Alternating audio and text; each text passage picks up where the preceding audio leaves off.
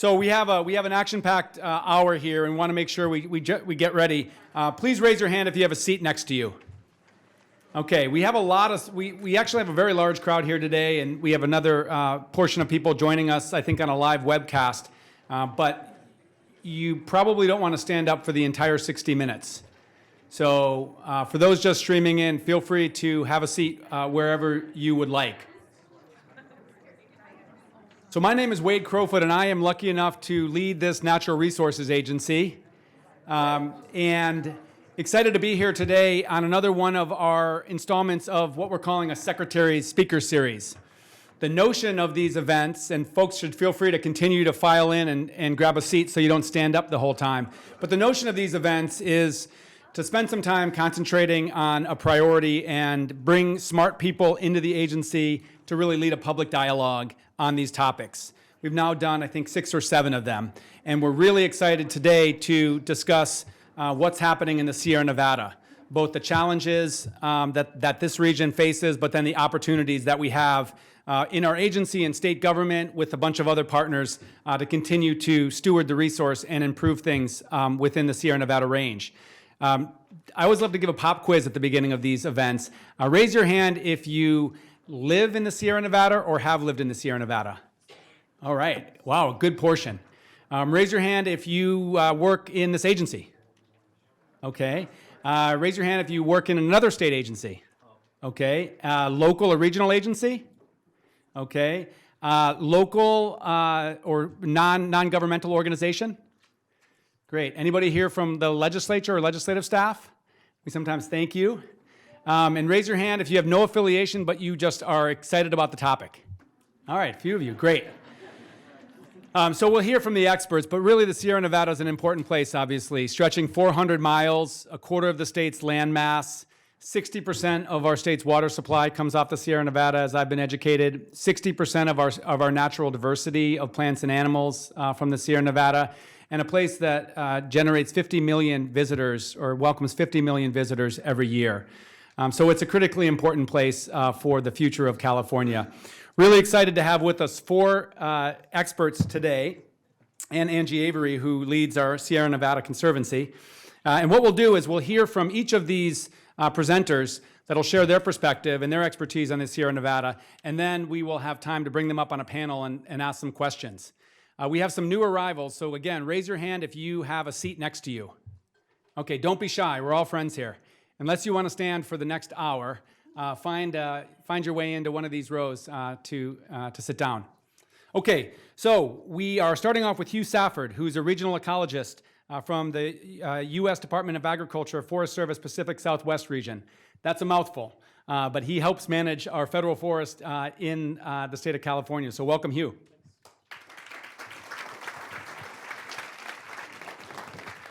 Will this come? I have to hit this thing to bring it up.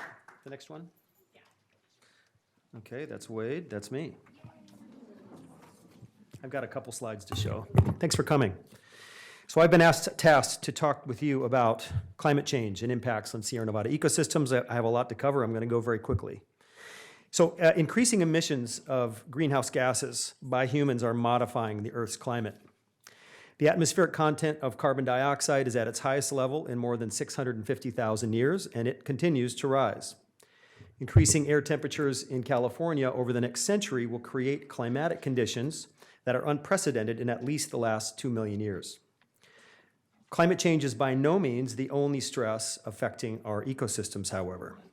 Growing human populations, growing economies are drastically reducing the extent of the Earth's natural habitats, and land use changes have reduced habitat and led to highly disconnected landscapes that are major barriers to dispersal and migration. Ecological response to climate and land use change is further complicated by other anthropogenic stressors, such as invasive species, altered disturbance regimes, air and water pollution, and atmospheric deposition. So the Western U.S. is actually warming faster than any other place in the United States. In the Sierra Nevada, mean annual temperatures have increased by as much as 2 degrees, and in some places 2.5 degrees over the last century. And future projections suggest that by 2080 or 2090, average temperatures could be up to 10 degrees Fahrenheit warmer. So in other words, a typical daily high for Sacramento in July will be 104 degrees, which is the current average summer high for Phoenix. At the elevation of Lake Tahoe, the annual number of days with below freezing temperatures has dropped by about 1/2 since 1910, while below 3,000 feet, there's been a major increase in the number of extreme heat days. Precipitation has been steady or actually even increasing across much of the range, but year-to-year variability in annual precipitation has also been increasing at many stations, i.e. there are higher highs and lower lows. And future projections suggest similar average precipitation, but even higher interannual variability, with greatly increased probabilities of both multi-annual droughts and extreme precipitation events. At higher elevations, the proportion of precipitation falling as snow, as compared with rain, has fallen by over 40% since the beginning of the 20th century. Over the last 50 years, spring snowpack is down by 40 to 80% across most of the northern and central Sierra Nevada, and projections suggest by 2100, snow is going to be rare or non-existent below 6,000 feet elevation, and April snowpack is basically going to disappear at all but the highest elevations. Sierra Nevada, as Secretary Crowfoot just alluded to, is the source of about 3/5 of the developed water supply in California. Climate change impacts to snow and water storage in the Sierra Nevada are going to have repercussions across the state. Data show that the onset of spring thaw and peak stream flow in major streams in the Sierra Nevada occur about 10 to 40 days earlier now than they did in the 1940s. Early spring flows are higher on average by about 5 to 25%, and late spring and early summer flows are down by similar amounts. Overall summer and spring stream flow is down markedly in most streams that have been studied, and those same studies demonstrate that this is due to rising winter and spring temperatures and dropping snowpack. Over the course of the coming century, annual runoff totals are projected to be similar or even potentially greater in some cases than historical runoff, but the distribution of flows will further diverge from historical norms. Last year, the California 4th Climate Change Assessment estimated that by the last quarter of the 21st century, wintertime stream flows could be up to 150 to 250% greater than they are in the current day, but summer flows only 10 to 50% of what they are in the current day.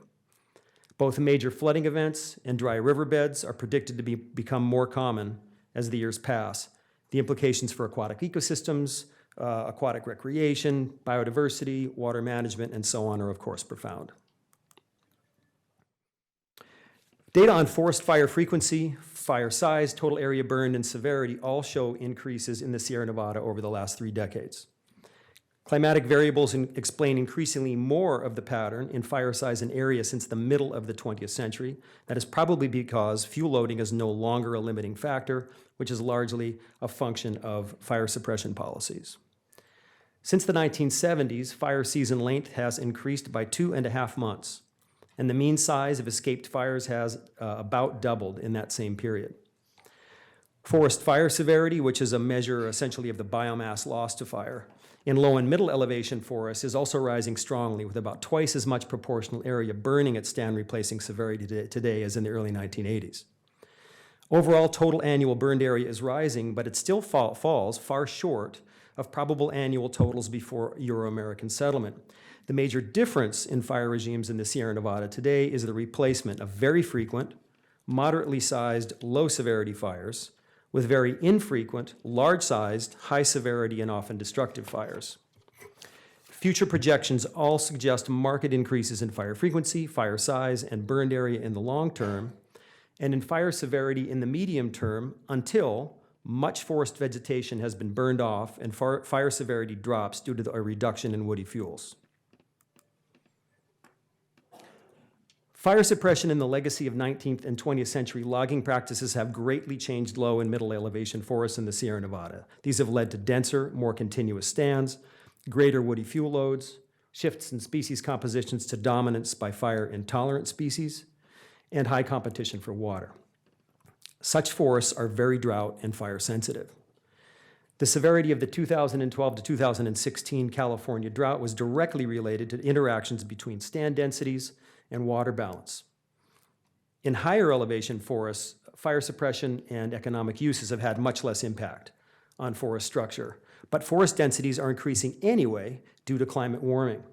For example, in subalpine forests, climate change is actually making conditions easier for trees in terms of the growing environment, leading to higher survival of small trees, invasion of previously snow-filled areas, and general increases in forest density. Climate-driven tree mortality has been on the rise in the western U.S. in the last several decades. A recent USGS study, for example, documented that the highest mortality rates in the western U.S. were actually in middle elevation forests in the Sierra Nevada, with patterns driven by regional climate warming and by drought stress. More recently, the most significant drought in California in many, many centuries killed more than 130 million trees in the Sierra Nevada. Vegetation change has also been widespread in the Sierra Nevada over the last century, driven by interactions between land use, forest and fire management practices, and climate warming. Current trends and future projections incorporating climate change and disturbance suggest that grassland, shrubland, and broadleaf forests will dominate most of the Sierra Nevada by 2100. Overall carbon sequestration in Sierra Nevada forests today is probably actually slightly higher than under pre-Euro-American settlement conditions, but importantly, the carbon pool is increasingly unstable. This is due to the loss of many large trees, which are more resilient long-term carbon sinks, obviously, and increases in the number of small trees, increases in forest density, and increases in competition for water. Future projections suggest that more than a quarter of the biomass stored in Sierra Nevada forests today will be lost to disturbances like drought, fire, and insect outbreaks, as well as land development by the middle of the century. Even high elevation forests, which are considered reliable long-term carbon sinks by the California Forest Carbon Plan, are unlikely to stay that way, in my opinion, given increasing forest density, fuel continuity, rapid warming at high elevations, and an increasing trend of fire activity at high elevation over the last few decades. Recent studies comparing terrestrial vertebrate distributions today versus the beginning of the 20th century have shown general upward movement of geographic ranges that is consistent with climate warming trends, but also influenced by landscape vegetation dynamics that are largely the result of changes in fire regimes. Similar trends have been observed for other fauna, such as butterflies and birds, where overall populations are markedly down, and where changing distributions are strongly linked to changes in temperature and precipitation. In contrast, major widespread losses in amphibian populations have occurred at all elevations, and drivers are not only climatic, but they also include factors like introduced predators, fungal pathogens, and pesticides. So, I want to note that after all that bad news, the trends that I have described they're not really inexorable. We can do things to influence these trends, and we can do things to influence the outcomes of these trends. Changing the pace of climate change is a global task, and I am candidly very proud to live in a state that is an international leader in carbon emission mitigation. Changing the sensitivity of ecosystems and of ecosystem services to climate change is more of a regional and local task, however, and one in which multiple state agencies and their partners are engaged, including a lot of you. The speakers following me will outline how Californians are responding to climate change in the Sierra Nevada with optimism and hard work in the fields of business, tourism, and forest health. Thank you. Thank you. Wow, I would say that thank you for that very thorough foundation as it relates to climate impacts on the Sierra.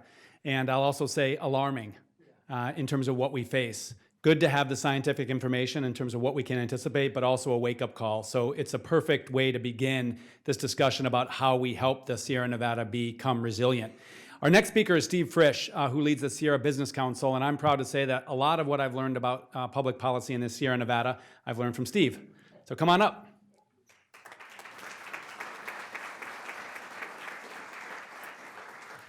Thank you for that kind introduction, Mr. Secretary, and thank you all for being here today. My name is Steve Frisch. I'm the president of the Sierra Business Council. We're a regional 501c3 nonprofit organization focused on sustainable economic development in the Sierra. And in that capacity, we also are the Small Business Development Center for Northeastern California and the Sierra Economic Development District for the Central Sierra Nevada region. So we've been looking at economic and social trends in the Sierra Nevada for the last 25 years. And although Hugh implied that we were going to get really positive and rosy here, I'm going to start with a little bit of just the grim statistics, frankly, of where we're going in rural regions in the state of California, which I think everyone really needs to know. So in the 23-county region we study, the trends over the last 20 years are essentially for the emergence of kind of a have and have-not society in many of the rural regions. Average median income in 11 of those 23 counties has been dropping for the last 15 years. It actually dropped precipitously at the Great Recession, but then never really recovered. So 25 years ago, in that Northern California region, on average, the residents earned about 82% of the statewide average median income. They're now down to about 63%. So that's a pretty precipitous drop over that 20-year period. In that region, housing burden, that is the cost of housing as a percentage of income in 11 of those counties, was actually higher than it was in San Francisco, San Jose, Los Angeles, or San Diego. And of course, the reason for that is that with a low average median income and a high housing cost, the percentage of your income you're paying for housing is much higher, which reduces your disposable income that can be used for social goods like education, healthcare, and other things. So it's an ongoing trend in rural regions of California that is exacerbated in that northern region. Small business development in rural counties in California has actually seen a decline over the last 20 years. The number of small businesses, the average income of small businesses, and the average number of employees in small businesses has declined in 16 of those counties over the last 20 years. And this is a region where 90% of the private sector employees work in businesses with 10 employees or less.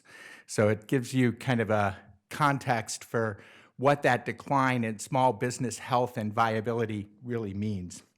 A recent study by the Robert Wood Johnson Foundation on health and health achievement in California identified 7 of those Northern California counties as amongst the 10 worst in California.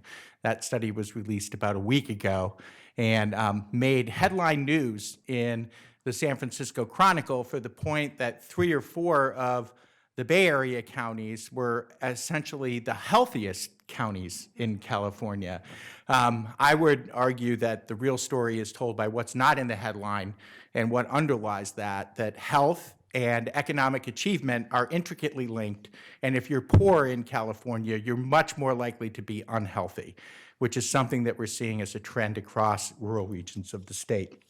So as far as vulnerabilities in the Sierra Nevada are concerned, we're a rare business organization in that we really look at what the triple bottom line outcome of activities are, which means we really care a lot about social and environmental outcomes when we think about business and economic development.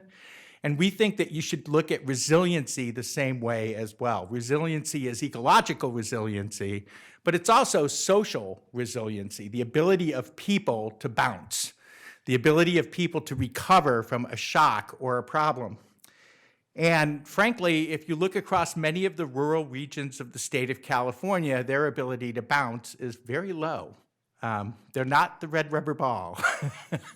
And I think we saw that in the wake of many of the Northern California wildfires that displaced people and the difficulty of getting those people back into their homes because they did not have strong social networks that could help support them in that. So the specific vulnerabilities, one of them is an aging population. Many of the Northern California counties have become retirement regions for the remainder of the state because they're generally a little bit cheaper to live in.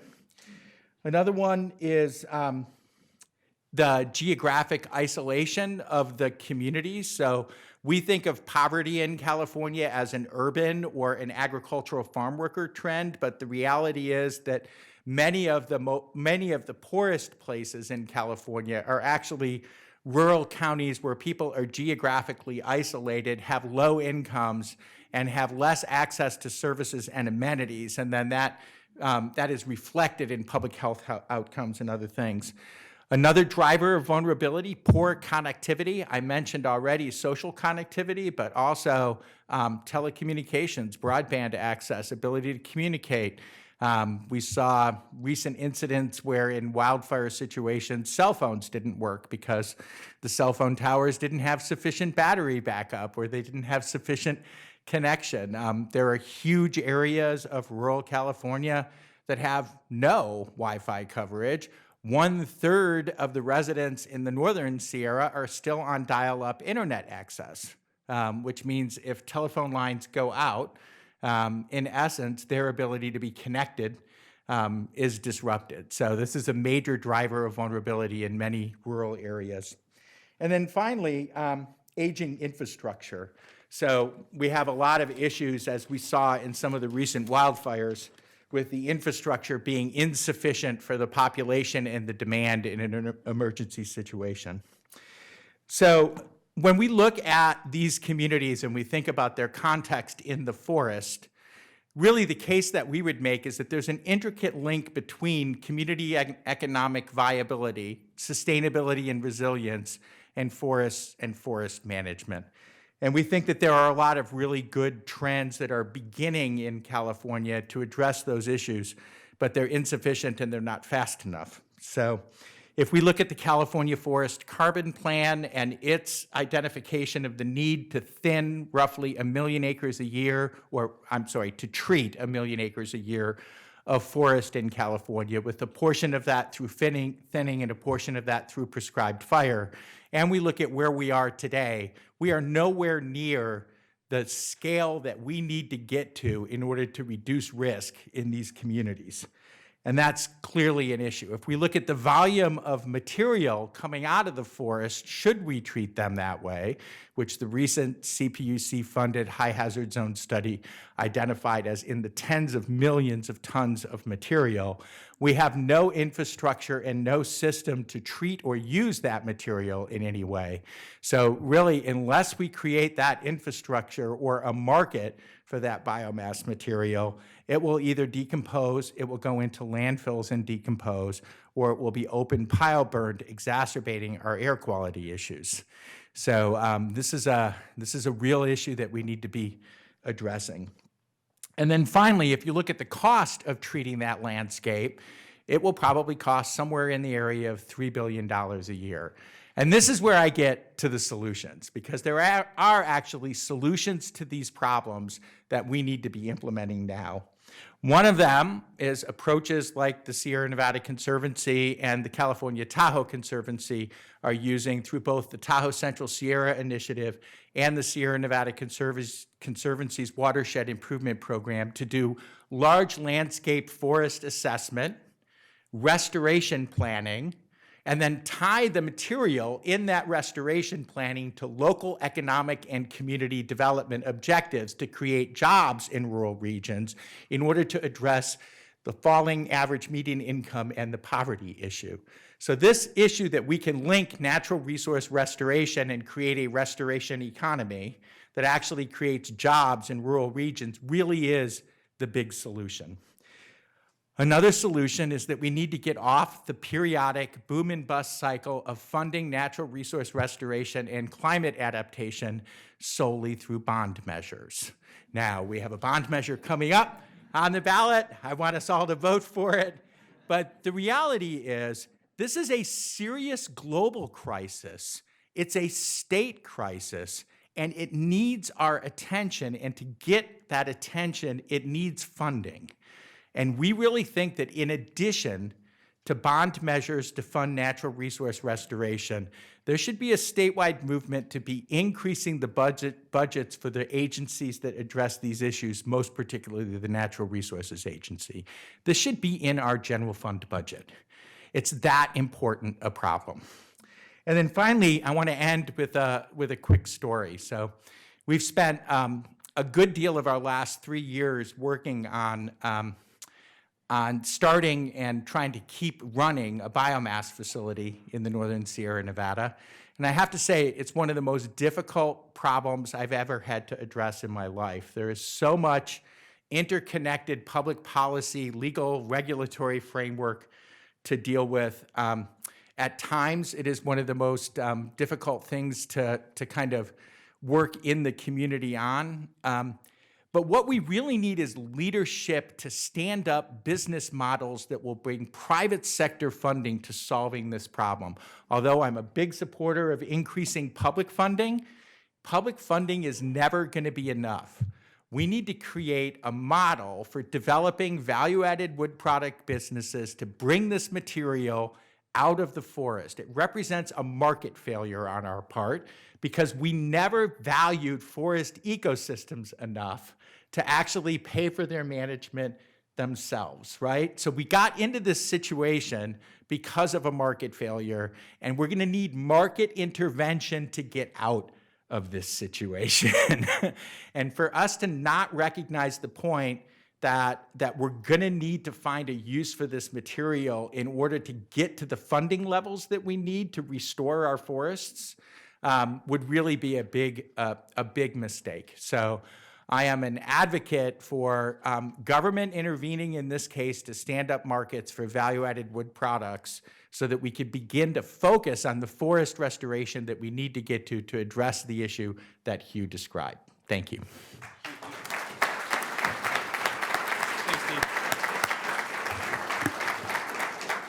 So we're lucky in our state to have 10 conservancies, which are entities that help us actually steward lands across the state. We obviously know the Sierra Nevada Conservancy, the Tahoe Conservancy, and on those conservancies, we have local elected officials, who are really important to connect state agencies to local governments.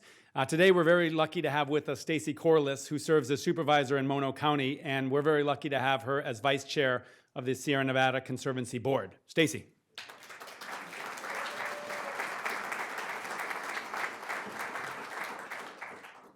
Thank you so much for being here today and for including me.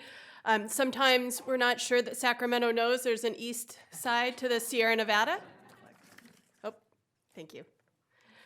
So I'm here to tell you a little bit about our beautiful corner of the world and why it's important for resilience in the Sierra Nevada. So first, a little lesson, bear with me. I have it under good authority that maybe people who work in this building aren't sure how you pronounce our county's name. So it is, say it with me, Mono. Mono, very good. And of course, this is an image of Mono Lake, and I think Mono Lake is very symbolic of some of the issues we're dealing with and the state of affairs. Of course, there is a state park, the Mono Lake Tufa Natural Reserve, a U.S. Forest Service National Scenic Area. This represents the eastern gateway to Yosemite National Park, just below Tioga Pass. And unrelated to recreation, Mono Lake is also the northern end of the city of Los Angeles' aqueduct system and the site of an epic battle over water in decades past. And as we figure out how to steward the Sierra Nevada in the era of climate change, I think Mono Lake represents the need for a shift in our thinking and our approach to stop fighting. Somebody talk to LA about that and start really working together across agency boundaries. And Mono Lake also makes me think of my friends, the Mono Lake Kuzetica tribe. And any discussion of stewarding these places must acknowledge the original stewards, the indigenous people who continue to care and advocate for them. They need to be included in decision making. Mono County is over 90% federal public land, most of which is U.S. Forest Service. Pictured here is Mammoth Mountain, arguably the best ski area in California, in my opinion, where I live in my supervisorial district. And it's on the Inyo National Forest. So the Inyo, the Inyo is a hotspot for recreation. There are almost 2,000 lakes and ponds, 2,300 miles of rivers and streams, 2,200 miles of trails, nearly 1 million acres of wilderness, and over 200 miles of wild and scenic rivers. 5 California counties contain portions of the Inyo. Mono County, obviously, Inyo, Madera, Fresno, and Tulare. Over 2.3 million people visit the Inyo National Forest to recreate annually, and Mono County saw 1.73 million visitors in 2018. And these visitors spent just over $600 million. And more than half of our visitors are Californians, and they're repeat visitors. Skiing, as you see here, and by the way, this was a powder day just Monday. There is snow. Skiing is a major contributor. Mammoth Mountain sees 1.3 million skier visits annually, which of course requires snow, which is a little worrisome after Hugh's presentation. The number of visitors to Mono County over the last 10 years has increased by 14%, and the revenue generated by these visits has increased by over 50%. Obviously, as a local government official, that means more tax revenue, more funding to fix our roads and bridges and take care of people. So it's recreation on public lands, on really public national forest lands, is the engine driving our economy. Okay, and I have to start out that my friend Tom Wheeler, supervisor, will want me to let you know this is in Madera County, not Mono County. Mammoth Mountain is on the Sierra Crest, and it's a watershed divide between the headwaters of the San Joaquin River and the Owens River. So this is Rainbow Falls. It's all very beautiful and useful. About 1.4 million acre-feet of water per year comes from the Inyo, or over 464 billion gallons. And the Inyo National Forest stores about 68 million metric tons of carbon in its forests. And this is Rainbow Falls, and this is a very popular hike. And hiking is the number one summer activity for our visitors in Mono County, along with fishing. And thank you to the Fish and Game Commission for keeping our fishing season extended into November. We appreciate that because visitation patterns are changing in Mono County. We're seeing more people come to our area in the fall, especially to see the beautiful fall colors and fish through mid-November. So this is all very beautiful and wonderful, but of course there are major threats and challenges with climate change, and fire is the main one. In 2018, pictured here, this is the Lyons Fire. It was a lightning-caused wildland fire that burned from June through October, basically the entire summer season, and had an unprecedented impact on air quality in Mono County, especially Mammoth Lakes. And also, really, for us in Mammoth, though it was out in the forest in the John Muir Wilderness, as the crow flies, this fire was only about 9 miles from our town, and the prevailing wind is blowing in the town's direction from the fire. So it really got us thinking about forest health issues. That devastating fire season of 2018 saw a drop in transient occupancy taxes that we count on, and also visitation, especially with the closure for several weeks of Yosemite National Park and Tioga Pass due to the Ferguson fire. The other thing we can count on in climate change, of course, is extremes. February 2019 saw the most snow ever recorded on Mammoth Mountain, and then this February, the least, which was 0. How do we plan as local government prepare message to our visitors and consider public health impacts both for visitors and residents? The other major challenge, Steve mentioned this, infrastructure. Here's just a host of problems that we've encountered over the last couple of years: damage from extreme weather events, pressure from increased visitation, and deferred maintenance.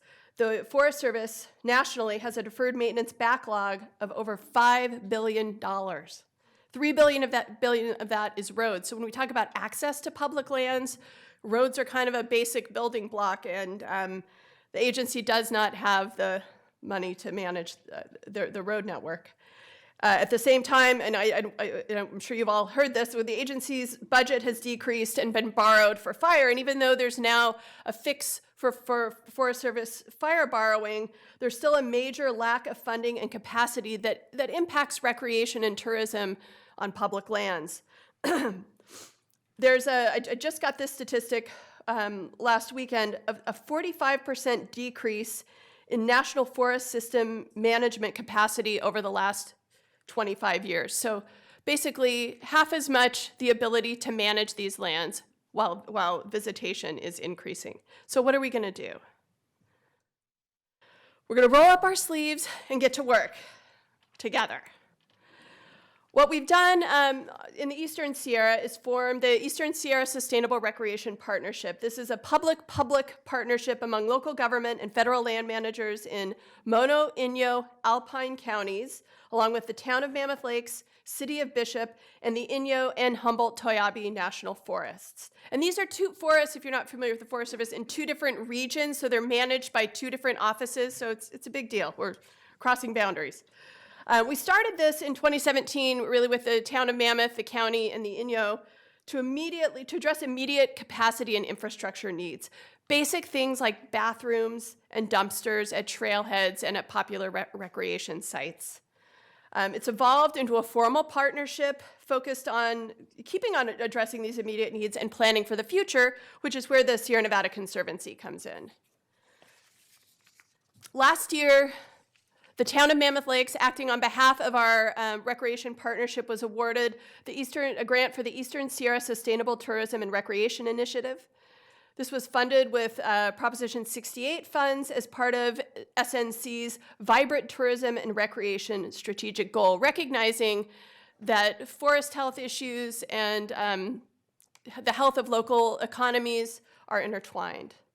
So what this initiative is going to do is bring people together to find solutions. There are 4 components, and this is an image from our kickoff meeting in Bishop back in October. The first is regional recreation stakeholder engagement. So in addition to this meeting, we're holding 11 other community meetings in the 3 counties over the next year, bringing people together to identify challenges and opportunities on the public lands in their backyard. The second part of it is climate adaptation and resilience assessment. And this component will produce a report documenting the value of the Eastern Sierra's natural resource capital and outdoor recreation economy. I've gotten a little pushback on this. People don't necessarily like the idea of, well, how much is Mount Whitney worth, or, you know, how can you put a dollar value on this? But we need to quantify these things in order to protect them. The third component is connecting to the Eastern Sierra visitor audience. And this really speaks to fears of over-tourism and the need for destination management. So helping people even our visitors, be better stewards of the land. So we'll develop tools necessary to efficiently and effectively communicate with our region's outdoor recreation audience. And we're gonna have an emphasis on assuring this is done through the lens of diversity, equity, and inclusion. And then finally, the fourth component is project development and prioritization for funding. So out of those stakeholder meetings, we're gonna have a list of projects across the region from Lone Pine up to Markleeville. That's a lot. I don't know how many miles in it. That's a lot of territory to cover. And this effort will then get those projects to a place where they're eligible for funding, including project development and technical assistance. And at the same time we're doing all that planning, honestly, we're just rolling up our sleeves and getting to work. We have a couple forest management projects funded by Sierra Nevada Conservancy that improve health, forest health, community safety, and recreation access in places like the Mammoth Lakes Basin and June Mountain Ski Area. And we're engaging with non-governmental organizations, some are pictured here, to build volunteer and professional capacity. Other efforts outside our recreation partnership include transportation.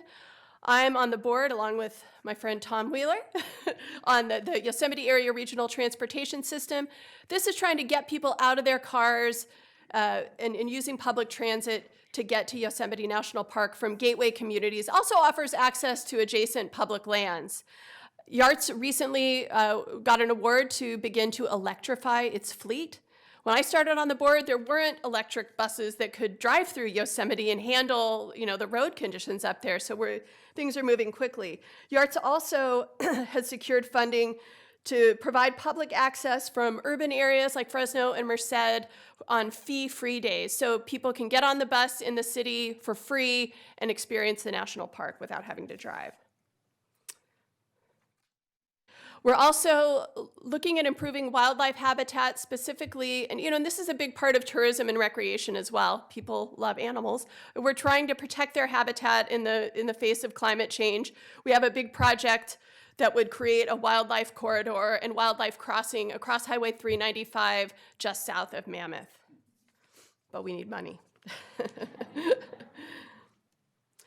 So working toward a future with snow and improving access and maintaining our tourism and recreation economy, means growing and diversifying our visitor audience and base and the workforce. We got to create the next generation of stewards.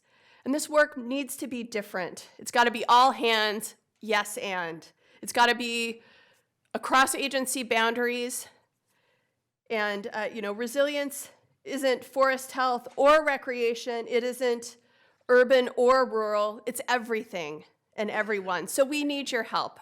Like Steve, I'm a county supervisor. I cannot come to Sacramento and not ask for money. We need funding. We need the state of California involved in caring for our public lands. We've got off to a great start with forest health projects. But let's continue. We're all connected, and we're all in it together. Thank you.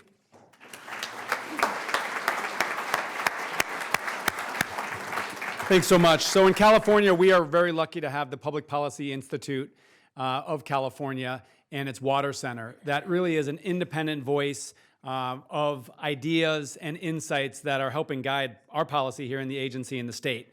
So we're pleased to have Henry McCann from PPIC Water Center to share with us some of the research you've done on constructive solutions to some of the challenges we've heard here today.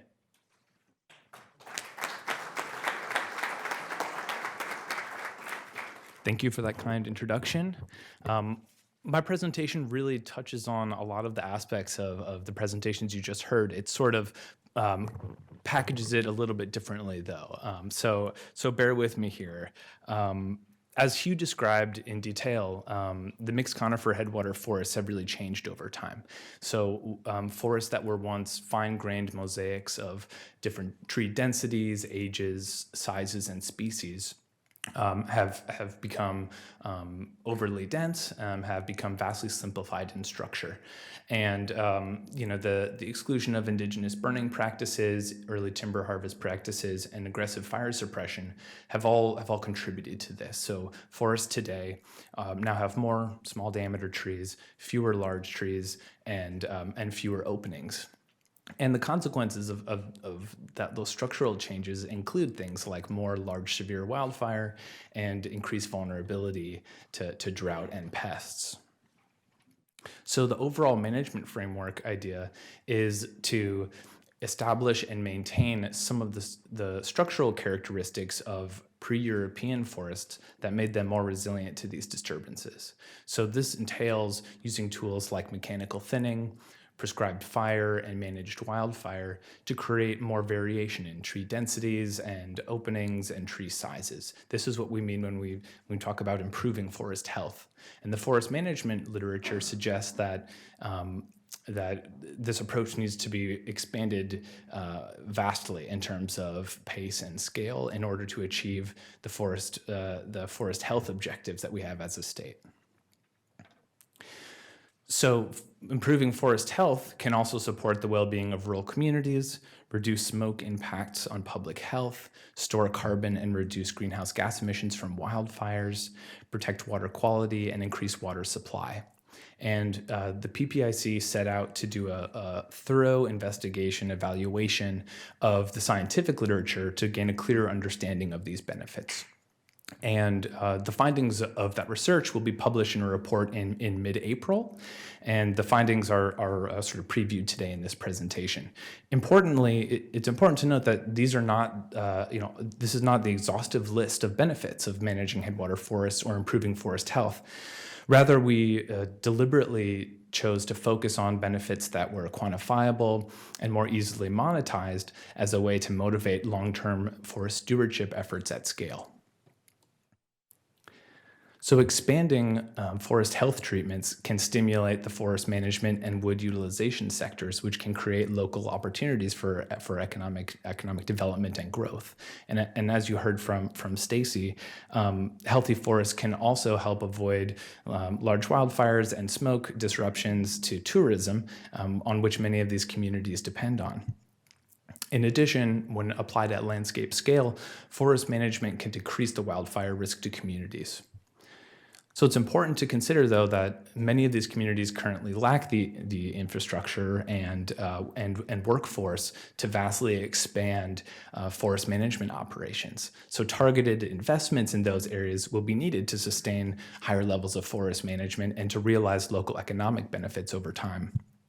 In addition, forest management alone isn't sufficient for the full community wildfire resilience picture. This also must include things like home hardening and provisions for defensible space and safety planning.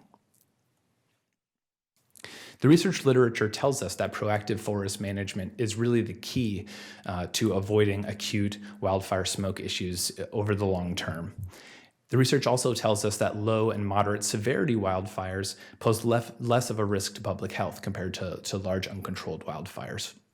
The tools at our disposal, including prescribed burning and managed wildfire, are solutions for releasing this smoke in a more controlled way. So the application of those tools to forests that have been increasing in their density over time is going to produce a lot of smoke. In addition, these tools are going to be used to maintain healthy forest conditions over a long period of time. One of the consequences of that could be frequent but less concentrated smoke in the headwater region over time. Also, compared to prescribed burning and managed wildfire, mechanical thinning alone has no smoke impacts. However, these tools are often used in combination. The proliferation of small trees in these forests has increased forest carbon in the region over time, but it's also made forests more vulnerable to wildfires, droughts, and pests.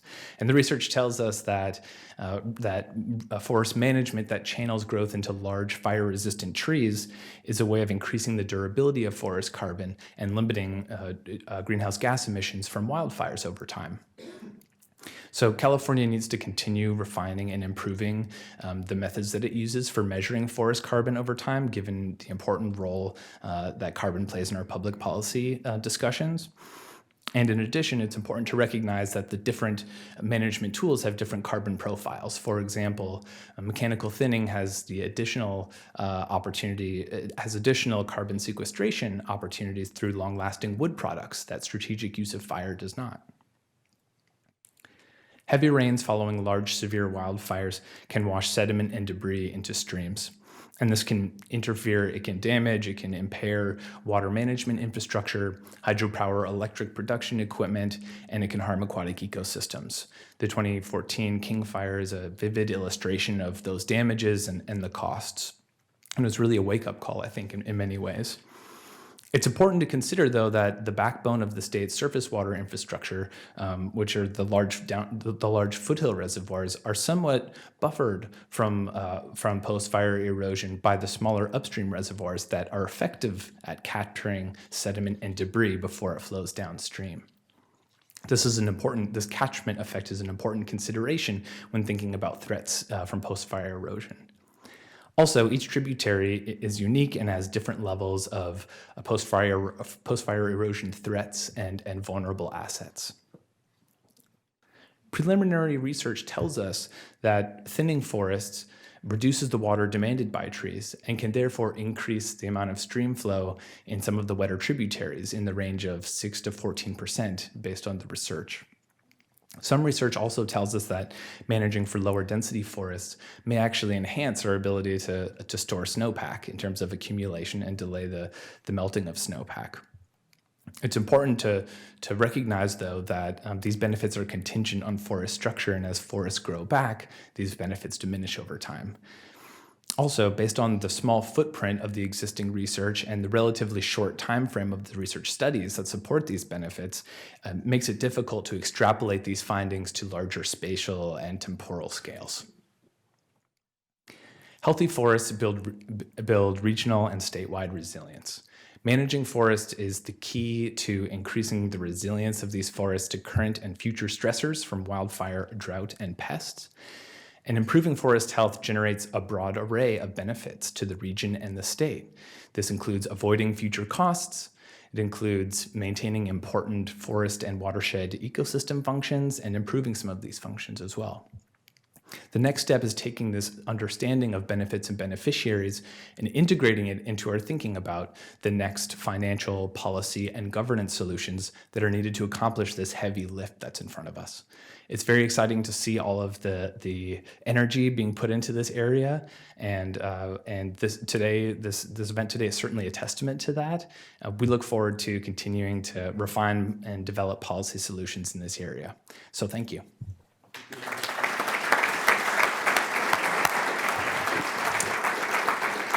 So what we'll do now is bring up the screen and ask our panelists to take seats along with Angie Avery, the Executive Director of the Sierra Nevada Conservancy. So come on up. I want to turn it over to attendee questions in just a moment. But first, I want to ask a question about funding.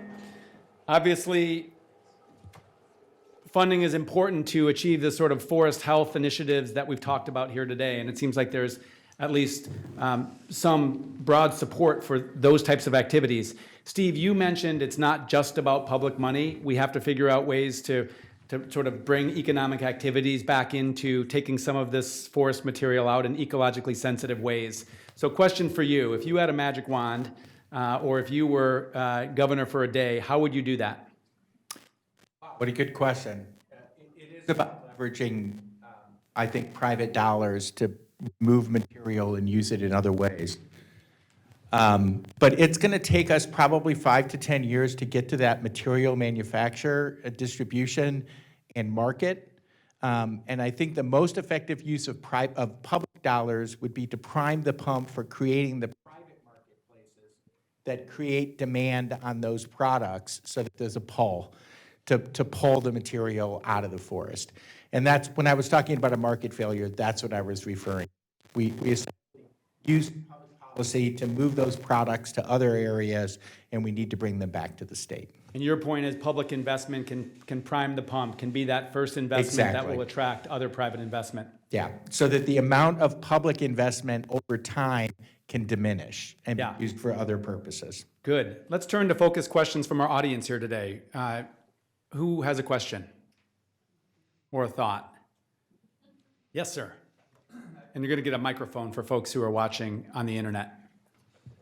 Thank you.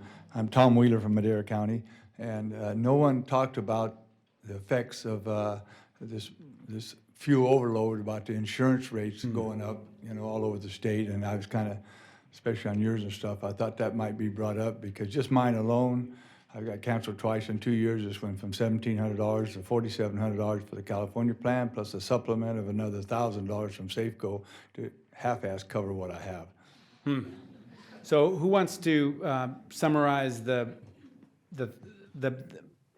challenges or the cancellations of policies and the vast increase in premiums and what the state could do about it?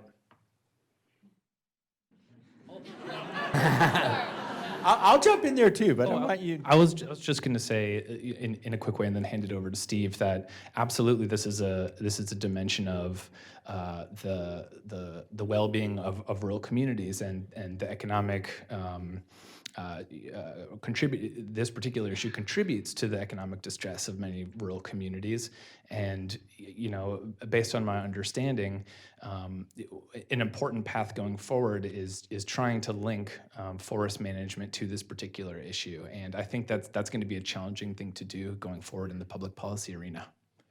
So, Tom, I share your pain. I don't have a solution, at least not yet, but I think we have to be focusing on this for a variety of reasons. A reason that is often not thought about. Not only is this affecting the homeowner and the property owner and making it more difficult to live in the region, it also significantly impacts local government because the gradual impact will be a reduction in property value, thus a reduction in property tax, thus a reduction in the availability of local government to provide services. So we need a public policy approach to this that looks, I think, at some kind of forest and wildland-urban interface management tied to some kind of consideration on the part of the insurance companies to reduce insurance rates in places that are well managed.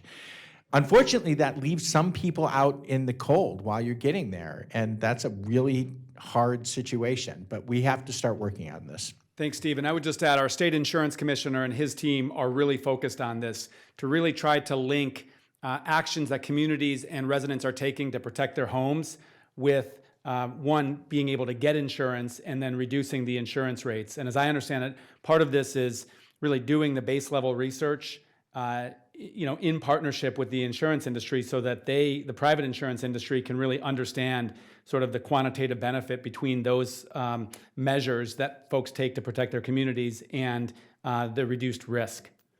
Other question? Sir. Yeah, it's actually a question for Steve. You mentioned that you're working on a biomass facility, or you have been for some time. What was the biggest challenge you faced in establishing that biomass facility, or how you succeeded, or what was that process like? So we're providing technical assistance to an existing facility, and it's supply. So I'm going to give you my biggest frustration in life. I live right next to the supply. I can walk out in the forest behind my back door and see the piles of forest biomass in the forest, less than 30 miles from this biomass facility, and we can't get the material to the facility. And the case I would make is, yeah, we need lots of long-term planning and other stuff, but for God's sake, let's get someone in a position of kind of influence to create the system that gets the material out of the forest so we can start creating these markets that we need to. It is supply, man. And that gets more complicated when you talk about pricing and other things, but no one's going to invest in biomass utilization unless you create a market for the product, and you don't have a product if you don't have supply. Steve, I've learned about these long-term stewardship agreements that are possible through the United States Forest Service that can provide sort of that 20 years of expectation around material that you could take out of the forest in an ecologically sustainable way. Do you see that as a potential solution? Perhaps in the long run, but if you talk to private investors, for example, someone who wants to stand up a small diameter timber mill, a master stewardship agreement isn't enough. They need to know they have 20 years of supply of X amount of material in order to develop and market their product to get their investment back, right? And an MSA basically identifies that material exists, but it doesn't guarantee the private investor that it's going to be available. Got it. So we need the next step. I don't know what that is yet. I know there are a lot of really good minds working on that, but we need that next step. That's helpful, and there are a lot of good minds working on that in state government. Sir, we're going to pass the microphone to you right there in the center.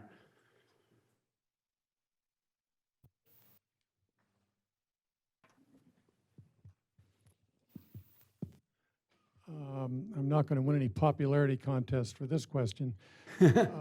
Climate change is causing sea level rise.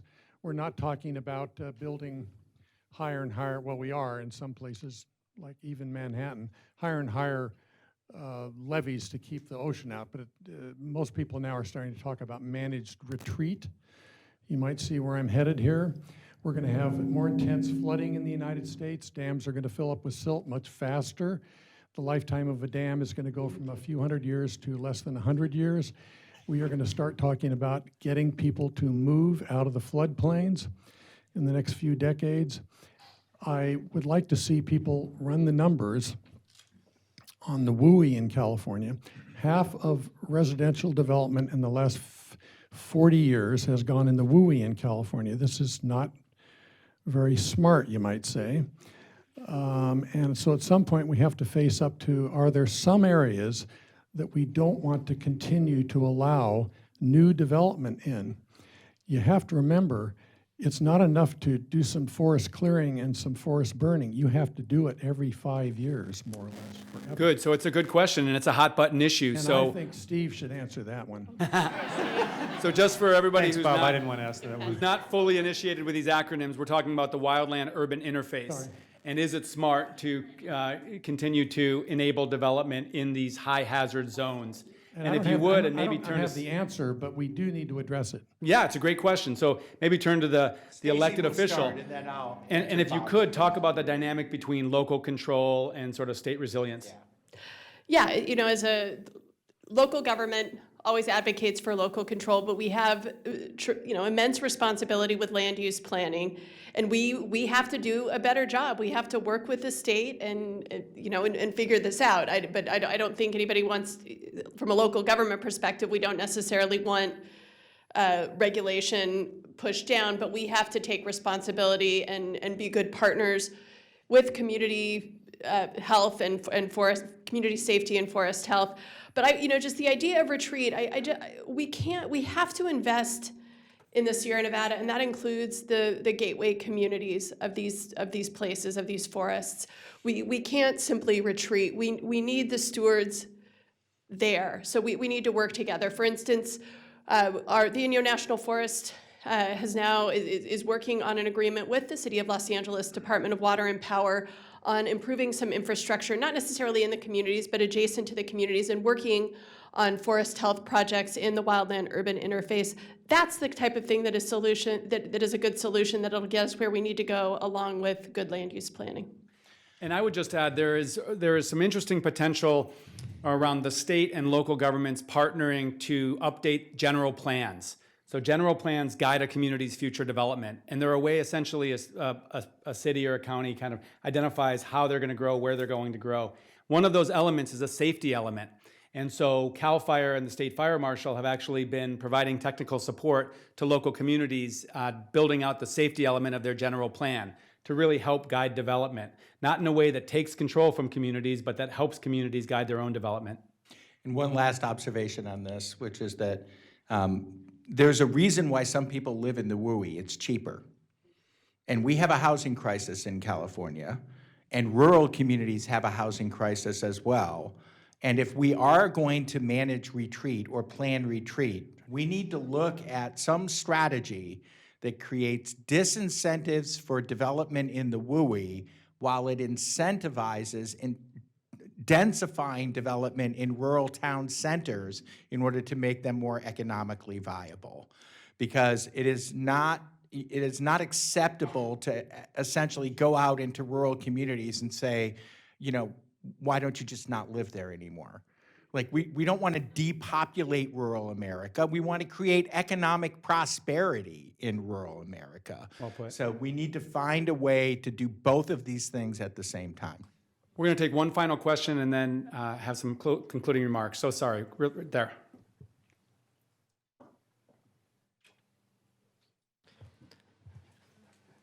I think it was Professor Keynes who said that the long run was a series of short runs. Through the efforts of many people, that biomass plant did produce, for a time, smoke out of the stack, which I believe you said would mean we'd got our revolution launched. There is no longer smoke. The enterprise has failed. It could have been predicted back when it was launched. The cost didn't pencil out in terms of what a set of profitable, profit-seeking independent investors could do. I think it would be a huge mistake to throw up our hands and say, we'll solve this in the long run. That facility is there. The workforce is dispersing. They're angry and they feel cheated. And the community, which is one of these impoverished rural community, is hurting and feels that nobody cares. I don't live in that town anymore. That's my hometown. It's also my neighboring town. And I hope that we can treat this as a learning experience and continue to treat that facility as a prototype for solving the problem and addressing some of the errors that were made in the launch project that you've been involved in. And I guess I hand it to Steve. No doubt. There were errors in the launch process based on poor contracting practices, I think, by the developer of the property. But I think we have to answer a bigger question here. We have millions of tons of material in our forest, and we have infrastructure like the facility at Loyalton that's capable of taking a lot of that material And whether mistakes were made or not, we don't want to lose that infrastructure. We want to make that infrastructure work because the cost of standing it up again is going to be too difficult to overcome, right?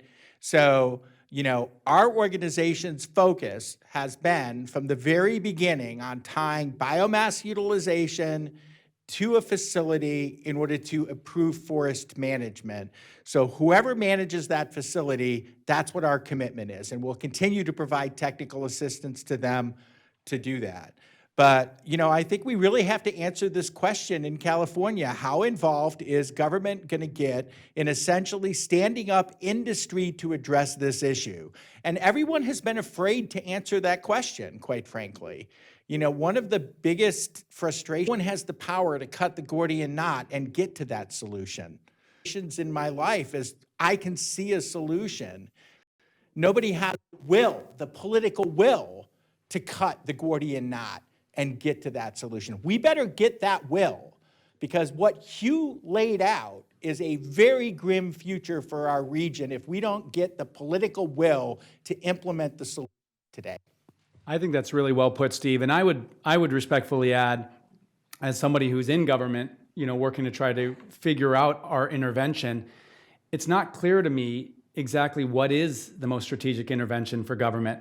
You know, we are not, our core competence in government is not standing up industry, nor is it picking winners and losers on technology or developers. So I agree we need the political will to really tackle these issues at scale.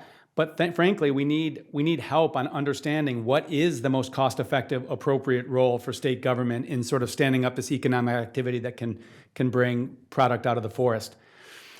We could spend a lot more time on this. We have a passionate audience. We have highly expert panelists, but we've come to near the end of our discussion. So I want to ask Angie, as the executive director of the Sierra Nevada Conservancy, if you could sort of wrap up the conversation. What have you heard here, and sort of how will it inform you, Patrick, and the Tahoe Conservancy, others, as you go about your work?